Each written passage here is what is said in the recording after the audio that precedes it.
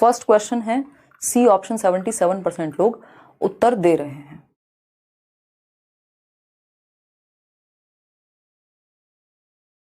कर दो target queen. अगर किसी किताब में आपको लग रहा है बहुत ज्यादा डिफरेंसेस आ रहे हैं आंसर की में या कुछ गड़बड़ है, रिटर्न कर सकते हो, कर दो, है ना।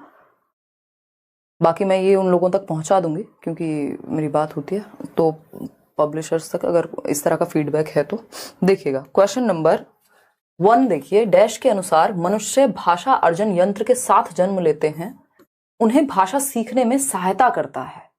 यानी भाषा अर्जन यंत्र के साथ मनुष्य जन्म ले रहे हैं।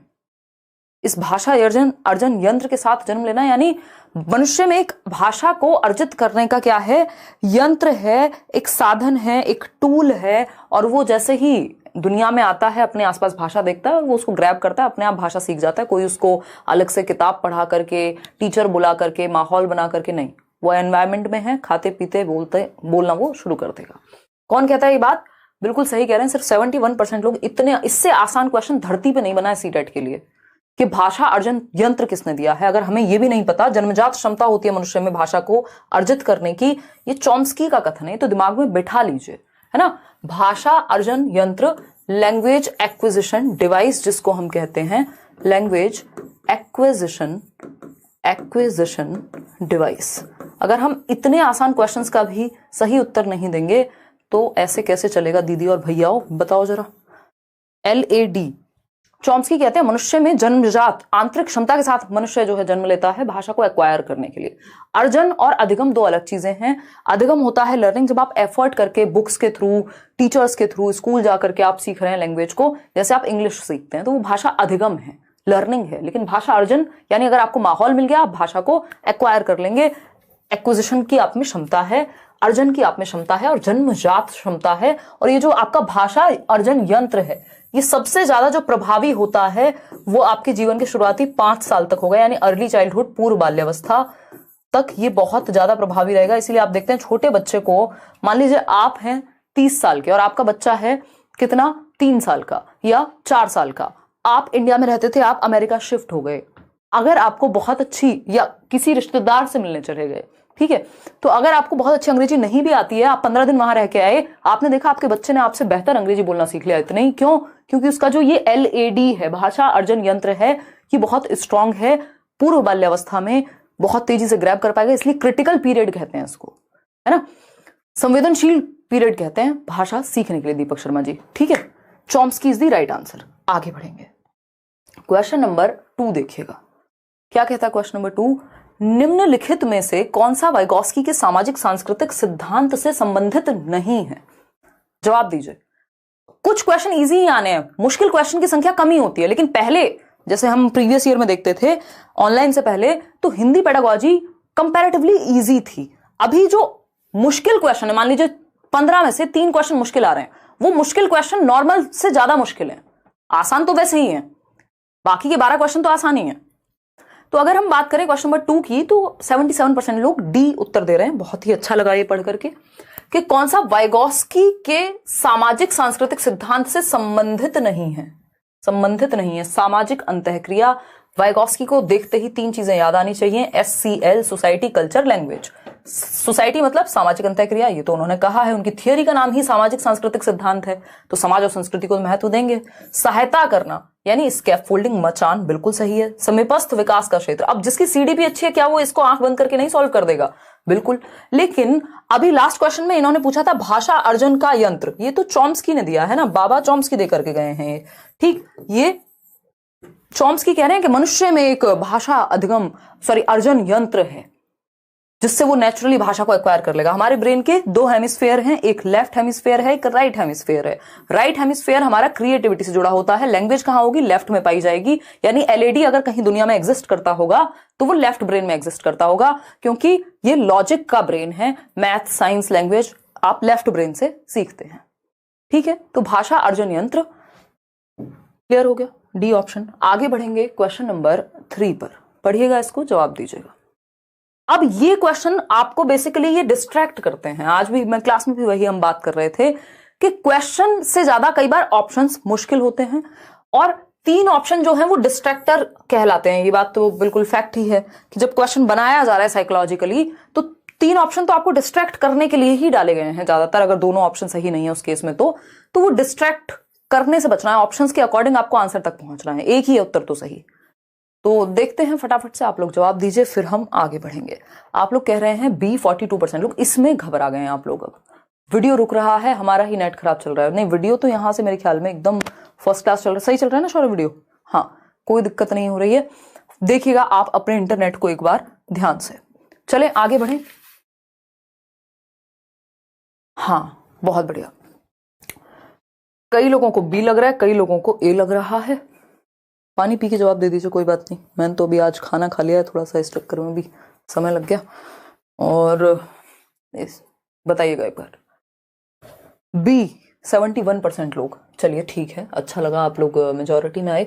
दिए गए कथनों में से उस कथन का चयन कीजिए जो प्रारंभिक साक्षरता को बढ़ावा दे, यानी जो बेसिक लिटरेसी है कि हमें बेसिक नंबर का ज्ञान हो जाए, थोड़ा भाषा का हम इस्तेमाल करना सीख जाएं, है ना, अपने डे टू डे लाइफ में थोड़ा यूज कर पाए। ठीक है जी। दिसंबर से जनवरी वाला सारा क्वेश्चन पेपर 2 का सारा सेट टेलीग्राम पे डाल दीजिए। साइट पे नहीं मिल रहा है। नाजिया, आज सीटेट की साइट ने परेशान करके रखा हुआ है। मुझे भी आपको दूसरा सेट कराना था, बट इनकी वो जो प्रीवियस ईयर पेपर डाउनलोड वाला ऑप्शन है वो कुछ गड़बड़ा गया है, मतलब साइट डाउन है, तो डाल देंगे, डोंट वरी। देखिएगा, प्रारंभिक साक्षरता यानी बेसिक लिटरेसी को बढ़ावा देने वाली सर्वश्रेष्ठ रणनीतियां कि बच्चा बेसिकली नॉर्मल लाइफ में लैंग्वेज का प्रयोग करना सीख जाए। पहला ऑप्शन है भाषा विकास के आरंभिक वर्षों में अभिभावकों द्वारा की गई बातचीत, यानी जो उसके एनवायरमेंट में आसपास में बातचीत हो रही है उससे वो प्रारंभिक साक्षरता उसके अंदर आएगी। दुनिया की भी जानेगा, दुनिया को भी थोड़ा बहुत थोड़ा भाषा का प्रयोग कर पाएगा। सही बात है, सुंदर बात है, सस्ती बात है, टिकाऊ बात है, कोई दिक्कत नहीं है। ठीक है जी। अब आता है बी ऑप्शन, बच्चों को कहानियां पढ़कर सुनाना। चलो, बच्चे, माँ बाप कई बार कहानियां सुनाते हैं तो सुनने से भी उनको इमेजिनेशन, कल्पना विकसित हो रही है, श्रवण शक्ति विकसित हो रही है, श्रवण कौशल बेहतर हो रहा है, फिर मौखिक कौशल भी बेहतर होगा। जब वो सुनेंगे तो कल्पनाशीलता तो आएगी ही आएगी और दुनिया के बारे में भी पता लग रहा है। तो यानी वो बेसिकली क्या कर पाएंगे, क्वेश्चंस पूछेंगे जब वो कहानी सुन रहे होंगे, तो बेसिक लिटरेसी उनमें आएगी। अपने मित्र को, इसको भी सही मान लेते हैं, अपने मित्र को पत्र लिखने के लिए कहना। अब प्रारंभिक साक्षरता, पत्र लिखने के लिए कहना, इतना एडवांस अभी बच्चा नहीं हुआ है। हम तो प्रारंभिक की बात कर रहे हैं कि वो बेसिकली यूज कर ले थोड़ा बहुत। बच्चों को पन्ने पर वाक्य की नकल करने के लिए थोड़े एडवांस हो गए फिर। तो ए और बी ही सही है, यानी आप लोग सही उत्तर दे रहे हैं इतनी देर से। ए तथा B is the right answer. बाकी सी और डी सही नहीं है, तो जिसमें भी सी और डी है वो ऑप्शन अपने आप हट जाएंगे। इसमें भी सी डी है, इसमें भी, तो बाकी के तीनों ऑप्शन तो हट ही जाएंगे। क्वेश्चन नंबर 4 देखिएगा एक बार, क्या कहता है क्वेश्चन नंबर 4। नए शब्दों के अर्थ सिखाने की बजाय संदर्भ में नए शब्दों के अर्थ सिखाना या सीखना। इस संदर्भ को बहुत महत्व देते हैं हम कि भाई नए शब्द मान लीजिए उनको रटवा रहे हैं हम लिखवा करके, उससे अच्छा है कि जब आप एक कहानी पढ़वा रहे हैं तो उसी संदर्भ में उस शब्द का मतलब क्या है उसको आप समझ जाएं। सही बात है। ग्रामर को, व्याकरण को सिखाने की भी हम कॉन्टेक्स्ट में ही बात करते हैं कि बच्चा क्या है, संदर्भ में सीख ले। ठीक बात है। अक्सर बच्चों को भ्रमित करता है, संदर्भ में सिखाना। हमेशा याद रखिएगा, संदर्भ से पॉजिटिव वर्ड लैंग्वेज डेवलपमेंट के लिए, भाषा विकास के लिए, भाषा शिक्षण शास्त्र के लिए एग्जिस्ट नहीं करता है ना। तो संदर्भ बहुत ही पॉजिटिव शब्द है पेडागोजी का। तो भ्रमित कैसे करेगा, संदर्भ से तो क्लैरिटी आती है ना। भाई कोई बात, आजकल क्या होता है, वीडियो किसी की 2 घंटे का लेक्चर है, 20 सेकंड की क्लिप निकाल के डाल दो, तो क्या होगा, संदर्भ ही मिस, कॉन्टेक्स्ट ही चला गया उस बात से, तो वो भ्रमित करेगा। जब संदर्भ नहीं होगा तो भ्रमित होगा बच्चा, संदर्भ के साथ भ्रमित नहीं होता। बी ऑप्शन है शब्दों की बेहतर समझ में सहायता करना, कह सकते हैं बिल्कुल। रटकर याद करने को प्रोत्साहित करता है। संदर्भ मतलब रियल लाइफ से जोड़ रहे हैं आप, कहीं ना कहीं किसी कॉन्टेक्स्ट से जोड़ रहे हैं। ठीक है। समय की बर्बादी करता है, जी नहीं। कई बार ऐसा लग सकता है कि यार इतनी लंबी कहानी की क्या जरूरत है, टू द पॉइंट बस खत्म करो ना, वो दिमाग में नहीं टिकेगा फिर। शब्दों की बेहतर समझ में सहायता करता है, बहुत जल्दी में रहते हो बोल को लेकर, तो सही है।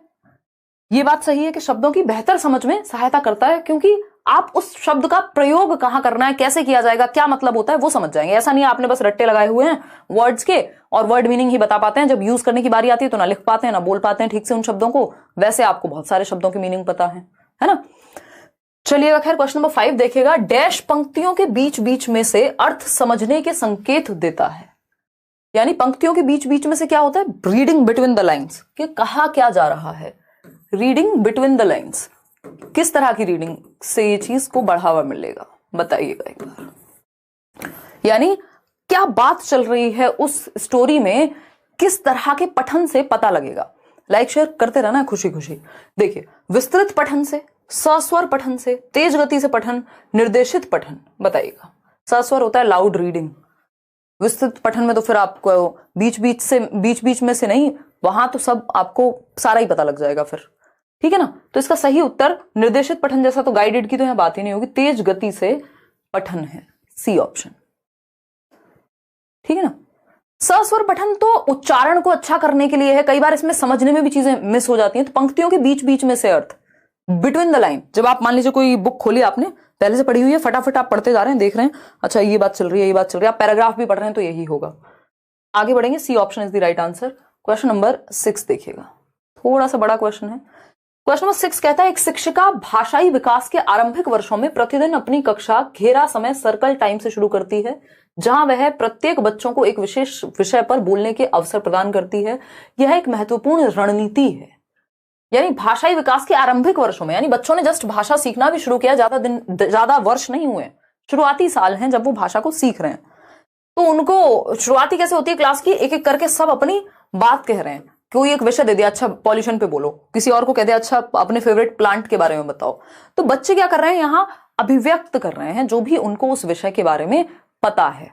बात तो सुंदर लग रही है, देखते हैं। पठन कौशल को विकसित करने के लिए महत्वपूर्ण है, पढ़ने की तो यहां बात ही नहीं हुई है। अक्षरों की पहचान के लिए पढ़ने की बात ही नहीं हुई है सरकार। प्रारंभिक साक्षरता के लिए, हाँ बेसिक लिटरेसी इसमें आएगी। बोध पठन के लिए पठन पठन पठन नहीं, भाषा को प्रयोग कर ले बच्चे, उतने की ही बात हो रही है। जब किसी विषय पे बोलने को कहा गया, इसका मतलब ये थोड़ी कि वो रट्टे लगा करके आए, किताब से पढ़ के बताएं, ऐसा कुछ नहीं है।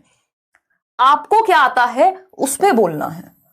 तो प्रारंभिक साक्षरता के लिए कह सकते हैं, बात नहीं कह सकते, कह सकते हैं, बिल्कुल कोई दिक्कत नहीं हो रही इस बात को कहने में। आज थोड़ी सी मैं टायर्ड हूं, कह सकते हो आप, तो थोड़ा ऐसा क्या कहें, मजे लेने वाले मौके अभी धीरे धीरे मेरी शायद तबीयत खुलेगी आप लोगों से बात करके। वेरी वेरी थैंक यू, आपकी वजह से बीएड करने में मजा आ रहा है। बस मजे ही आने चाहिए जीवन में, मजे में आप सिखाएं दूसरों को और सीख जाएं, बस इससे अच्छा और कुछ नहीं हो सकता। सी ऑप्शन है, प्रारंभिक साक्षरता बच्चे में डेवलप हो जाएगी जब वो डेली बेसिस पे आएगा, अपने आप को थोड़ा सा एक्सप्रेस करना सीखेगा, भाषा का प्रयोग सीखेगा, दूसरों को प्रयोग करते हुए देखेगा कि कैसे बोल रहे हैं। पढ़ने की तो यहाँ बात ही नहीं हुई थी। क्वेश्चन नंबर 7 देखिएगा, वर्णों की रूपरेखा बनाना डैश प्रभावशाली रणनीति का उदाहरण है। जवाब दीजिए, जवाब दीजिए। कितने लोग हैं हम लोग, अभी 24,000 लोग जुड़े हुए हैं, 8,300 लोगों ने लाइक किया है। अब कई लोग कहेंगे हम यहाँ लाइक करने नहीं आते हैं, कोई बात नहीं, आप सेशन देख लीजिए, है ना, लेकिन आप लाइक भी कर सकते हैं। ठीक, देखिएगा, फटाफट से जवाब दीजिएगा, फिर हम आगे बढ़ेंगे। ए ऑप्शन, वर्णों की रूपरेखा बनाना शिक्षार्थियों में शब्द संपदा के संवर्धन के लिए हेल्पफुल है, व्याकरणिक नियमों को सीखने के लिए, पठन सामग्री में व्याकरण को एकत्रित करने के लिए, प्रक्रिया लेखन के लिए। अभी तो आप बेसिक समझ रहे हैं कि कैसे कौन सा वर्ण कहां प्रयोग किया जाता है, तो अभी तो आप शब्द भंडार आपका बेहतर होगा। अगर आप इनको समझ पाएंगे तब जाकर के शब्द की तरफ जाएंगे। अभी पूरा पढ़ना व्याकरण नियम तो बहुत दूर की बातें हैं। तो शिक्षार्थियों में शब्द संपदा के संवर्धन के लिए बेसिकली उनका जो शब्द भंडार है वो बेहतर होगा, यदि आपको आइडिया लग गया है कि कहां पे किस वर्ण को, किस अक्षर को प्रयोग किया जाता है किस शब्द के अंदर। A option is the right answer. आगे बढ़ेंगे, क्वेश्चन नंबर 8 देखिएगा क्या कहता है। क्वेश्चन नंबर 8 ये कहता है, भाषा अधिगम के डैश सैद्धांतिक दृष्टिकोण से स्पष्ट है कि बच्चे प्रयत्न तथा त्रुटि से भाषा सीखते हैं। त्रुटि एवं प्रयत्न का सिद्धांत, त्रुटि एवं प्रयत्न का सिद्धांत, ये आपके नोट्स में मैंने बहुत ही कम शब्दों में पुट किया है, क्योंकि एक तो ये बहुत जद्दोजहद है कि मैं नहीं चाहती कि वो नोट्स बहुत बड़े हो जाएं, सब कुछ भर दिया जाए उनमें, फिर तो आप किताबें ही पढ़ रहे हैं, ऐसे तो क्या फायदा है।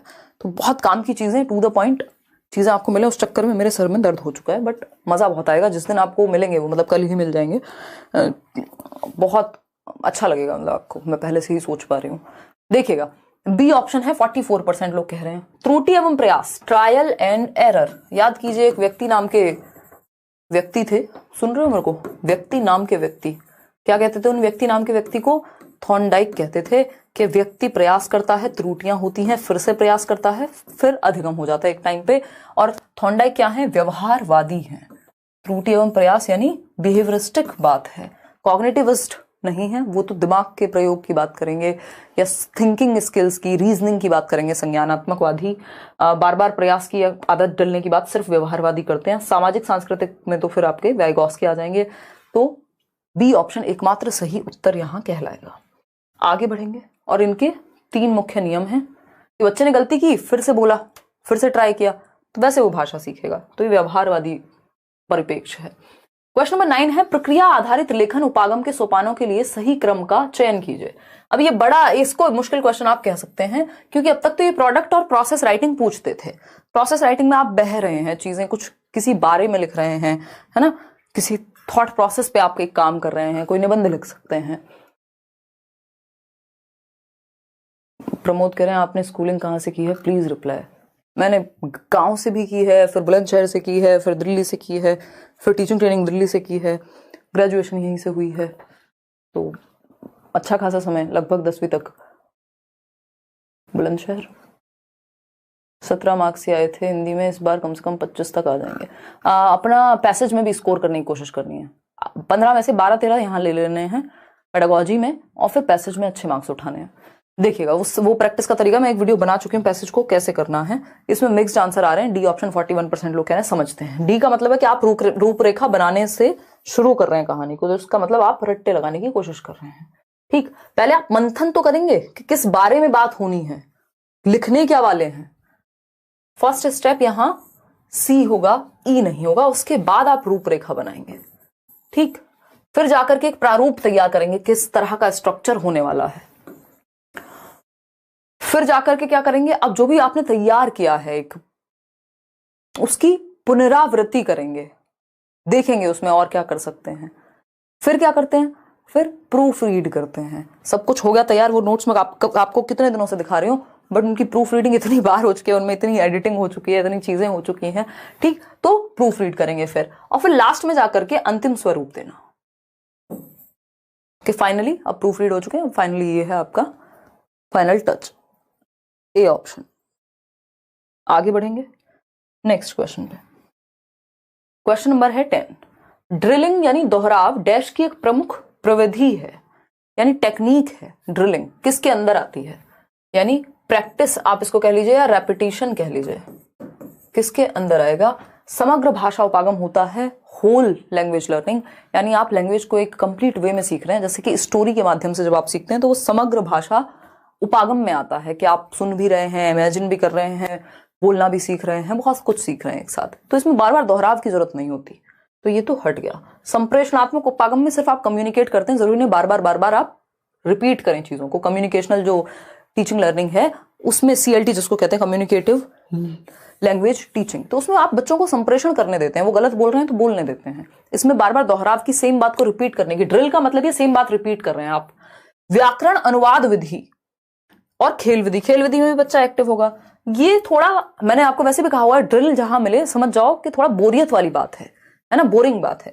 ये बोरिंग बात व्याकरण अनुवाद विधि से जुड़ी हुई है कि जब आप ग्रामर ट्रांसलेशन करते हैं तो आप नियमों का बार बार आप क्या करते हैं, मान लीजिए ग्रामर का कोई रूल पढ़ा और इंग्लिश का रूल हिंदी में पढ़ रहे हैं, और फिर ऐसे ही नाउन पढ़ा तो उसके 50 फिर क्वेश्चन प्रैक्टिस करेंगे।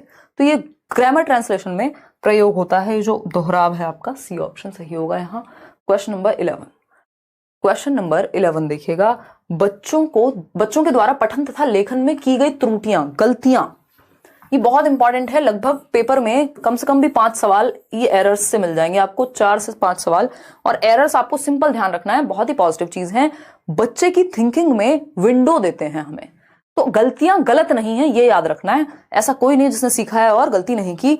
क्या कर रहे हो भाई, है सफाई कर रहे हो, मत करो, छोड़ दो, हमारे लैपटॉप को तुम गंदा ही रहने दो, ठीक है ब्रो, हमको कोई समस्या नहीं है धूल से। देखिएगा बहुत ही बढ़िया, ए ऑप्शन 86% लोग कह रहे हैं, यानी त्रुटियां अधिगम के लिए सीढ़ी हैं। मुझे बहुत खुशी हुई, आप समझ गए मेरी बात को। गलतियां क्या है, बढ़िया हैं, होने दो। मतलब इसका मतलब ये नहीं है कि गलतियां ही होने दो, गलतियां होने दो और होने ही दो, ये गलत है ना। जैसे कई लोग कहते हैं लिसनिंग, स्पीकिंग, रीडिंग, राइटिंग ये होने चाहिए 4। मनोवैज्ञानिक तरीका जो है वो ये है कि सुनना, बोलना, पढ़ना और लिखना। अब सिर्फ ये ही है, ये गलत है, लेकिन होना ये चाहिए, है ना। इसी क्रम में सीखे जाते हैं, ये गलत है, लेकिन हाँ क्रम यही है। भाषा विकास में बाधाएं, गलतियां बाधाएं नहीं बनती। प्रवाह प्राप्त करने में रुकावटें, अगेन ये नेगेटिव है, और एरर क्या है, पॉजिटिव वर्ड है। ठीक, बच्चे की गलतियां, भाषा सीखने में व्यक्ति की अयोग्यता, इनेबल है, अगर गलती कर दी, अनेबल है, फिर वो नहीं सीख पाएगा। भाषा अधिगम के लिए सीढ़ी है। गलतियां क्या है, पता लगेगा ऊपर कैसे जाना है, समझ में आ गया आपको। अब आप 2 स्टेप आगे जाएंगे उसको ठीक करके। तो A option is the right answer. Question number 12 देखिएगा, आसान सा सवाल है। भाषा अधिगम के रचनावादी उपागम में, रचनावादी समझते हैं, कंस्ट्रक्टिविस्ट। रचना यानी बच्चा क्या है, सक्रिय होगा, एक्टिव होगा। ठीक, कंस्ट्रक्टिविस्ट प्याजे, वाइगॉस्की क्या है, रचनावादी लोग हैं। इतनी बात क्लियर है, कोई दिक्कत परेशानी नहीं है। पीक टॉपिक के लिए न्यू स्ट्रेटेजी बता दीजिए। बताएंगे यार, पहले मेरे को नोट से फ्री हो जाने दो। अगले 2-3 दिन में बैंड बजी हुई है एकदम, और ऊपर से कुछ इवेंट्स और हैं, उनको भी कैंसिल नहीं कर सकते, बड़े इवेंट्स हैं, मत पूछो। देखिए बताइएगा, सी ऑप्शन कह रहे हैं 84% लोग। जिज्ञासा आधारित अधिगम, बिल्कुल सही बात है। बच्चा एक्टिव कहाँ है, प्रभावकारी औजार के रूप में ड्रिल, दोहराव, इसको तो हम नेगेटिव मानते हैं, इससे तो बोरियत होती है। रचनावाद में नहीं आता है ये बार बार प्रैक्टिस करना। आदत का निर्माण यानी एक हैबिट डलवा दो, ये व्यवहारवाद का हिस्सा है। दोनों ही, ड्रिल भी और ये आदत का निर्माण भी। जिज्ञासा, क्योंकि आदत कैसे पड़ेगी, बार बार रिपीट करने पे। जिज्ञासा आधारित अधिगम यानी क्यूरियोसिटी बेस्ड लर्निंग, जहां बच्चा एक्टिव हो, वो रचनावादी उपागम है। बिल्कुल सही बात है, बच्चे की जिज्ञासा को फुलफिल करेंगे। व्याकरण के नियमों का अभ्यास, अगेन रट्टाफिकेशन हो गया। बच्चा सक्रिय सबसे ज्यादा सी ऑप्शन में, और जहां बच्चा सबसे ज्यादा एक्टिव है वो बेस्ट ऑप्शन है दुनिया का, 1 नंबर दिलाएगा ही दिलाएगा। क्वेश्चन नंबर 13 देखिएगा, national education policy. National education policy को भी अलग से प्रॉपर नोट्स में डाला है, कंप्लीट डिटेल में थोड़ा सा डाला है। देखिएगा, जवाब दीजिएगा। जवाब, जनता क्या चाहती है, जवाब चाहती है। ऑल सब्जेक्ट के नोट्स मिलेंगे, बट एसएसटी और साइंस के नहीं मिलेंगे, उसके अलावा मिल जाएंगे। देखिएगा, उसके अलावा Hindi, English, math, CVS, CDP, कोई कह रहा है हम तो पूछेंगे, माही है ये शायद। देखिएगा सही है। क्वेश्चन नंबर 13 देखिए, बुनियादी स्तर पर एनईपी यानी एक बेसिक लेवल पे जो नेशनल एजुकेशन पॉलिसी है, किस चीज पर ध्यान केंद्रित करती है? बच्चे की भलाई पे ही करेगी, और क्या है, बच्चे की भलाई से ऊपर किसी भी पॉलिसी के लिए क्या हो सकता है, ये तो हमारा फंडा है। तो ए ऑप्शन है साक्षरता पर, बी ऑप्शन है साक्षरता तथा अंक ज्ञान पर, प्राकृतिक विज्ञान पर, सामाजिक अध्ययन के शिक्षण पर। ये सब तो बाद में आएगा, पहले बेसिक लिटरेसी तो पता हो बच्चों को, बेसिक लिटरेसी तो आती हो। क्यों इतने गलत आंसर देते हो यार, आंसू आ गए मेरे ये आंसर देख करके। 28,000 लोग जुड़े हुए हैं, 12,000 लोगों ने लाइक किया है, उसमें से 13-14,000 लोगों ने वोट किया है आंसर के लिए, और उसमें से भी 40% लोग डी ऑप्शन कह रहे हैं, और ए ऑप्शन कह रहे हैं 34% लोग। क्या करूं मैं, है क्या करूं मैं? आखिर एक ने भी सही उत्तर नहीं बताया। कितने लोग हैं जो सही उत्तर दे रहे हैं, देखूं एक बार। 9% लोग, सिर्फ 9% लोग। क्या इन्हीं 9% लोगों को सीटेट क्लियर चाहिए?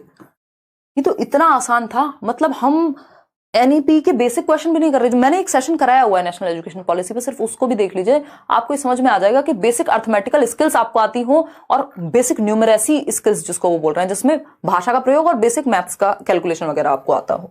तो साक्षरता तथा अंक ज्ञान पर फोकस करती है, सिर्फ साक्षरता पर नहीं, बेसिक न्यूमरेसी स्किल्स भी तो आए, लिटरेसी के साथ साथ न्यूमरेसी भी आए। ठीक है, तो B option is the right answer, ध्यान रखेंगे इस बात को। क्वेश्चन नंबर 14 देखिएगा, क्या पूछा है, निम्नलिखित में से कौन सा मौखिक संप्रेषण को बढ़ावा नहीं देता? मौखिक संप्रेषण यानी ओरल कम्युनिकेशन। जब आप बात कर रहे हैं, जैसे मैं और आप अभी बात कर रहे हैं, हालांकि आप उधर से लिख के बात कर रहे हैं, बट जैसे मैं और शौर्य यहाँ बैठे हैं, तो हम अगर बात करें जैसे कल हमने लास्ट में किया, तो वो मौखिक संप्रेषण है, यानी हम ओरल लैंग्वेज का यूज कर रहे हैं एक दूसरे से बात करने के लिए। पत्र का प्रयोग नहीं कर रहे हैं कि लीजिए अब आप इसमें लिख के जवाब दीजिएगा। तो संप्रेषण को बढ़ावा क्या नहीं देता? बच्चों द्वारा एक दूसरे से बातचीत करना, इससे तो बढ़ावा मिलेगा, मौखिक रूप से बात कर रहे हैं, सही है ये तो।